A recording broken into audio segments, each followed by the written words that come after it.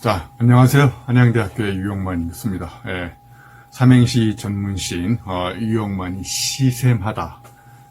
남들처럼 살지 말고 시처럼 살자. 두 번째 제가 소개해드릴 시는요, 제가 좋아하는 김주대 시인의 시가 있습니다. 예, 시 제목은 진화론이라는 시인데요. 제가 한번 이 시를 좀 읽어보겠습니다.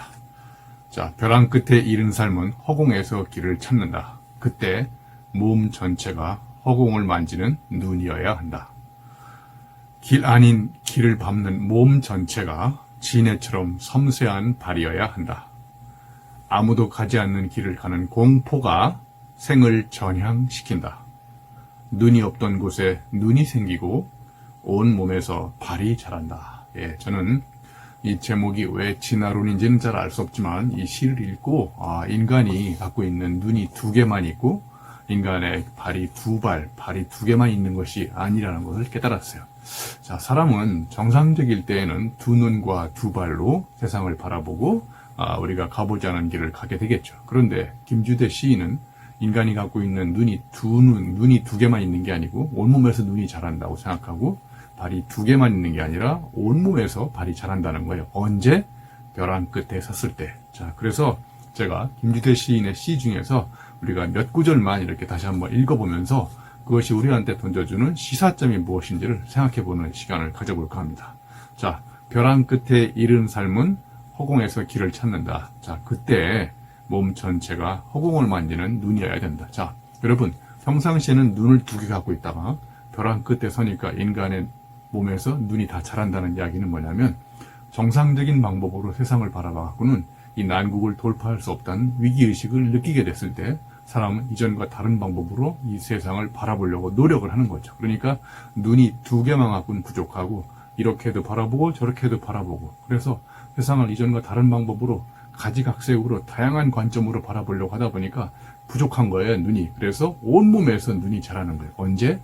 벼랑 끝에 섰을 때. 자, 그러니까 사람은 정상적인 상황에서는 세상을 정상적으로 바라봅니다. 그런데 정상적이지 않은 난생 처음 만났던 이런 난국, 위기 상황, 벼랑 끝에 섰을 때 사람은 이전과 다른 방법으로 비정상적인 방법으로 세상을 바라보는 거죠. 그러려면 기존에 눈이 두 개만 있는데 그 두 눈 갖고는 안 되고 더 많은 눈이 필요하다는 얘기는 뭐냐면 이전과 다른 방법으로 더 색다르게 세상을 바라보지 않고서는 이 난국을 돌파할 수 없다는 이야기입니다. 자, 그리고 이제 또 하나 한 세 번째, 네 번째 행에 가면 이런 말이 또 나오잖아요. 길 아닌 길을 밟는 몸 전체가 지네처럼 섬세한 발이어야 한다.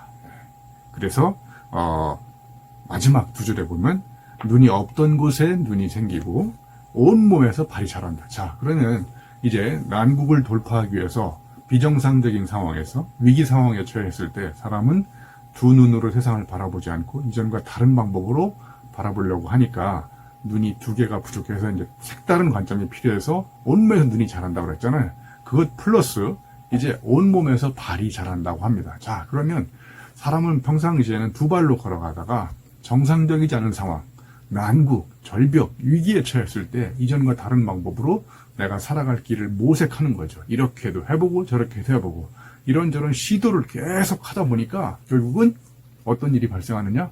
발이 두 개가 부족한 거예요. 그래서 이런 방법으로 노력해보니까 또 저쪽으로 가야 되고 이쪽으로도 걸어가야 되고 그냥 걸어갈 길이 엄청나게 많이 생기니까 발이 두 개가 부족한 거예요. 그래서 거꾸로 이걸 해석해보면 사람은 난국에 처했을 때 이전과 다른 방법으로 세상을 모색하기 시작하고 탐구하고 시행착오도 겪어보고 그러면서 판단착오를 줄이면서 색다른 가능성을 모색하는데 그때 인간은 발이 필요하다는 거죠. 그래서 이제 정상적인 상황에서는 두 발로 걸어가다가 난국에 처하면 이전과 다른 방법으로 우리가 갈 길을 모색하기 때문에 두 가지 발로 부족하고 또 다른 발이 필요하다는 거죠. 그래서 결국은 우리가 난국에 처했을 때, 절벽에 처했을 때 세상을 다르게 보는 눈이 두 가지 이상으로 더 필요하고 발도 두 가지 이상의 발이 더 필요하다는 이야기죠. 그래서 김주대 시인이 이렇게 이야기합니다.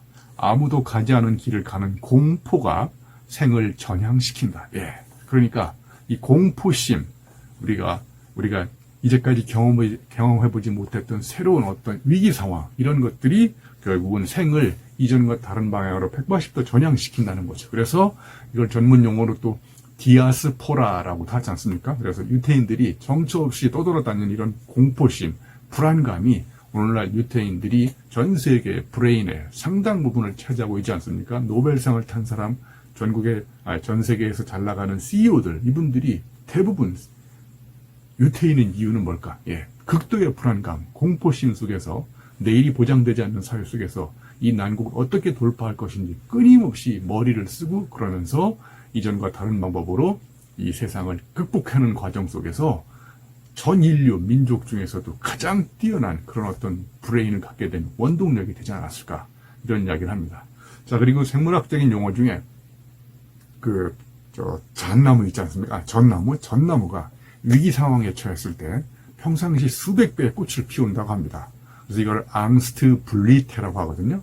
앙스트 블리테가 뭐냐면, 앙스트는 불안감이고요. 블리테는 꽃이거든요. 그러니까 불안감이 피워낸 꽃. 그러니까 김주대 시인이 여기서 아무도 가지 않는 길을 가는 공포가 생을 전향시킬 때 이 공포심이 바로 불안감인 거고, 생을 전향시키는 180도 이전과 다른 방법으로 우리의 삶을 모색하게 만드는 그 포인트가 바로 저는 이 앙스트 블리테, 불안감이 피워낸 꽃이라고 생각합니다. 그래서 전나무도 평상시에는 정상적으로 꽃을 피우다가 위기 상황을 감지하는 순간 극대의 불안감, 공포심에 쌓였을 때 수백 배, 수천 가지의 꽃을 피워가지고 열매를 사방에 퍼뜨리고 그리고 장렬히 전사한다고 합니다. 그러니까 인간은 불안감에 처했을 때 이전과 다른 방법으로 머리를 쓰기 시작해서 위대한 창작의 꽃을 피운다는 거죠. 우리가 잘 알고 있는 이 악성 베토벤도 이 청력이 거의 상실해가는 극도의 불안감, 공포심이 우리가 지금 즐겨 듣고 있는 위대한 명작을 탄생시킨 거고요. 이 철학자 니체도 마지막 거의 10년 동안 병마와 싸우면서 내가 언제 죽을지 모르는 이런 극도의 불안감이 위대한 명작을 낳게 한 거죠. 자, 그래서 우리가 항상 불안하고 항상 공포심에 시달려서는 안 되겠지만 정상적인 상황, 평온한 상황, 현실에 안주하는 이런 상황에서는 절대로 이전과 다른 작품이 탄생되지 않는다는 거죠. 결국 김주대 시인의 진화론을 통해서 우리가 알 수 있는 우리 삶의 굉장히 중요한 시사점은 우리는 가끔씩 정상적이지 않는 상황, 이제까지 경험해보지 못했던 극도의 불안감, 공포를 조장하는 이런 난국에 처했을 때 인간은 비정상적인 방법으로 머리를 써가지고 정상에 가는 이런 새로운 노하우를 개발한다고 보시면 될 것 같습니다. 자, 오늘은 김주대 시인의 진화론을 가지고 우리의 삶에 던져주는 큰 시사점과 배울 점이 무엇인지를 삼행시 전문 시인 유영만 교수가 남들처럼 살지 말고 시처럼 살자, 이런 두 번째 코너 이야기를 여러분하고 같이 나눠봤습니다. 다음 시간에는 더 멋진 그리고 우리한테 통찰력을 주는 이런 시를 갖고 또 한번 여러분과 같이 공유하는 시간을 가져볼까 합니다. 여러분 고맙습니다.